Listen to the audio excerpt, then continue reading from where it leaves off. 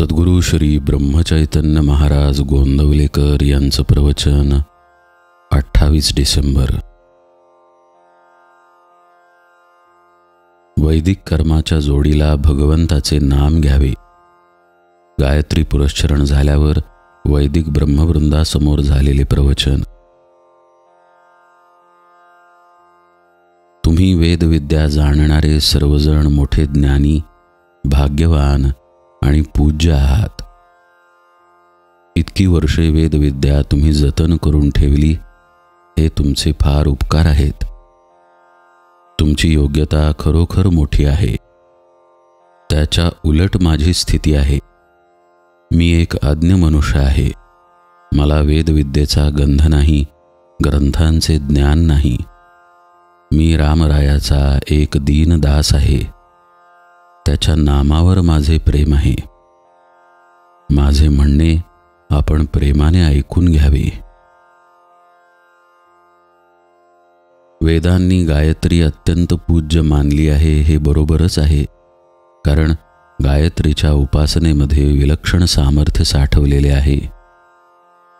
गायत्रीची उपासना करणाऱ्या माणसाच्या अंगी खरे वैराग्य आणि पावित्र्य असावे लागते।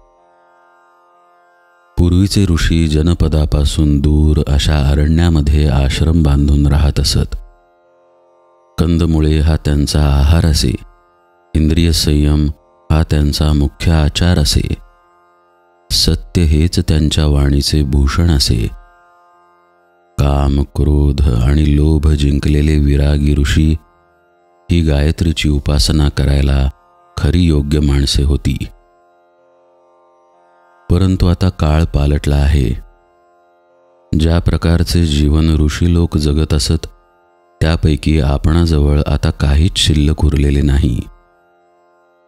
ऋषींचे राहणे, खाणे, पिणे, इंद्रिय संयम, सत्यनिष्ठा यापैकी आपल्याजवळ काय शिल्लक उरले आहे?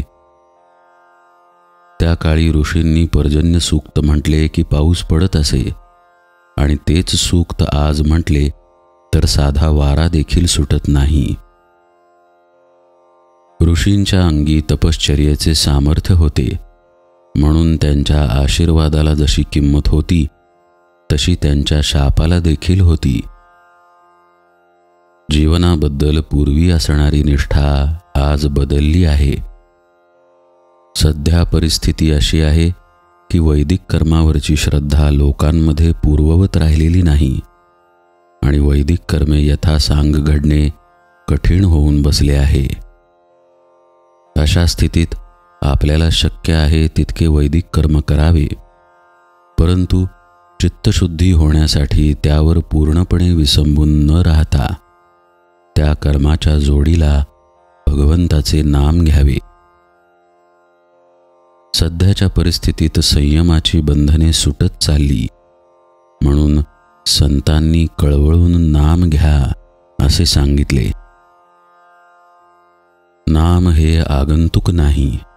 आदिनारायणाने वेद सांगण्याच्या वेळी जो ओमचा ध्वनी केला ते नाम होय। म्हणून आपणा सर्वांना माझी विनंती अशी की आपण नाम घेत जावे।